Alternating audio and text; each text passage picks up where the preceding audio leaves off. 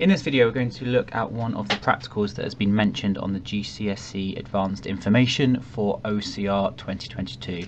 This is measuring the speed of sound for physics, so separate science. Now there's a few methods they could use and it's hard to predict what might come up, so I'm just going to go over three fairly simple methods in this video. So the first one, hopefully this video will focus in a second, is a very simple method where you clap or you make a sound. The sound travels to the wall, it bounces off the wall, it reflects off the wall or echoes off the wall, and then is detected usually by another person. And if you know the distance and the time, it's really easy to work out the speed. So we know that speed equals distance over time.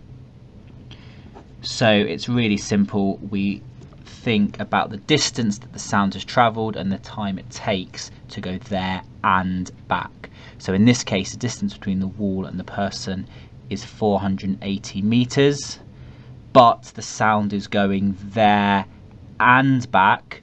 So we've got to times that by 2, and then the time that it takes might be some random time, I don't know, let's just say 0.5 seconds, just as an example. So then we can work that out. So that would be 8, that would be 960 divided by 0.5, which would be 1920 meters per second.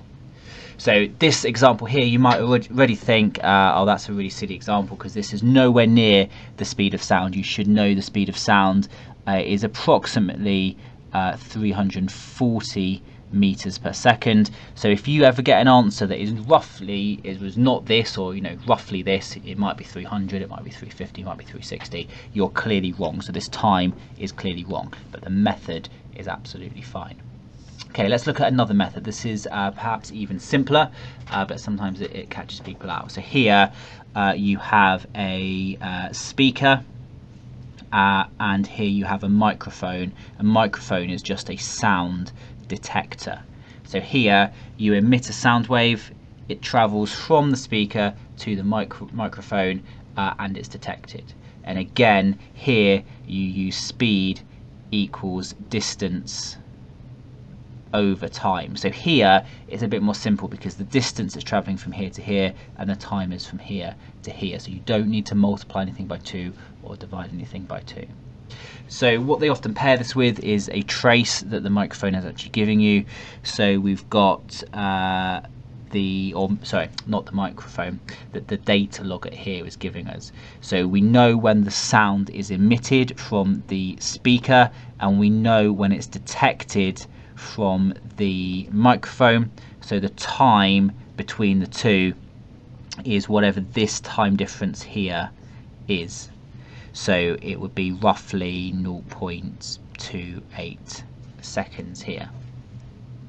So really simple method. Obviously that distance, whatever that is, might be a meter, 10 meters, just distance over time. Now sometimes this time might be in milliseconds. So if it was in milliseconds, that is 10 to the minus 3 seconds. So 1,000 milliseconds would be 1,000 times 10 to the minus 3 seconds. So that would be 1 second, or 500 milliseconds would be 0.5 seconds and so on. So sometimes that's how they catch you out.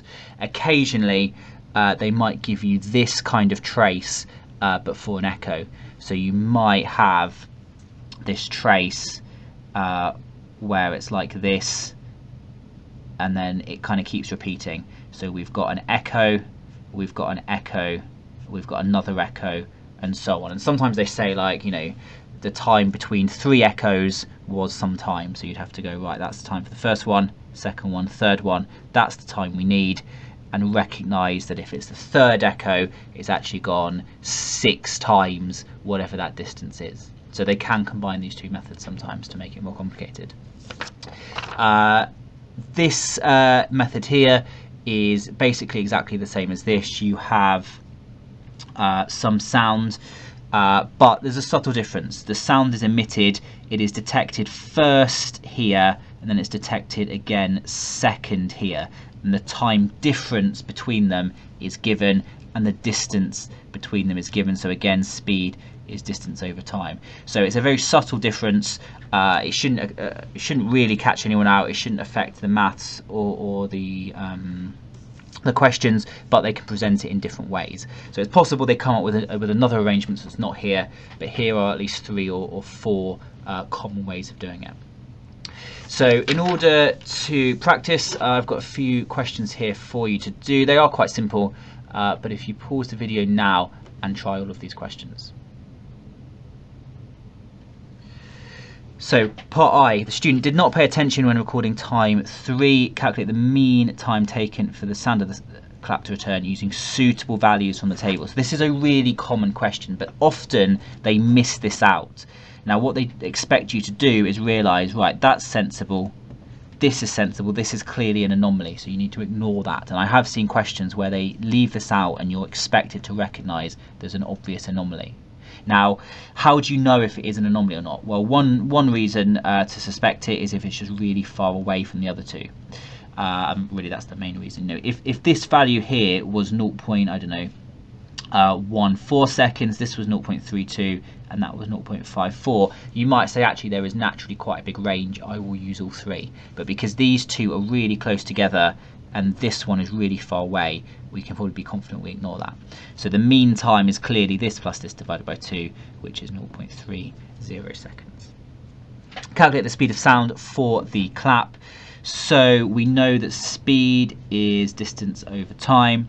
So what's the distance? It's going to be 100 meters, so 2 times 50 meters, because the sound goes there and back, divided by the time taken. We use this mean time here, 0.30 seconds. So that's 100 divided by 0.3, which is 333 meters per second. And that is fairly close to 340, so we could be fairly confident that is correct. If you'd forgotten to times by 2, you'd get an answer of half of this, and you'd hopefully realise you're wrong. Now, there's something missing here. I suspect that was 2 significant figures, so always check what this is. You know, obviously my mistake means you couldn't have answered that, so probably I would have written this. Okay, very common question. Describe 2 ways to improve and develop their method. So repeat more times, and that's basically to compensate or to deal with the fact that one of our values was wrong for anomalies. Now this actually does say describe, so you don't need this bit, but I like to explain why.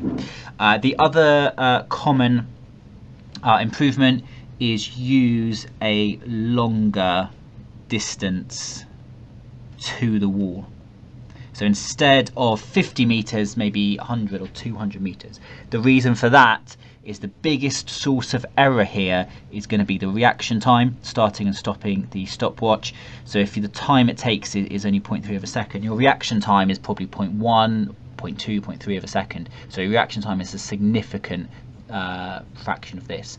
But if you use a distance that is much, much greater, that's maybe, I don't know, 500 meters, so 10 times as great, well, your reaction time, you know, if the time is 2.8 seconds and your reaction time is only 0.2 seconds, then actually that is a tiny fraction of that, so your error is less. So that's why this is a really common improvement.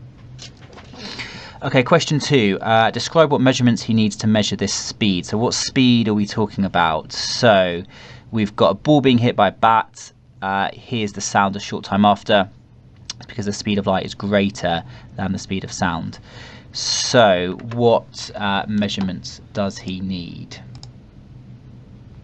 So it's a 2-mark question, so we need to write 2 things, and you've probably got the theme here.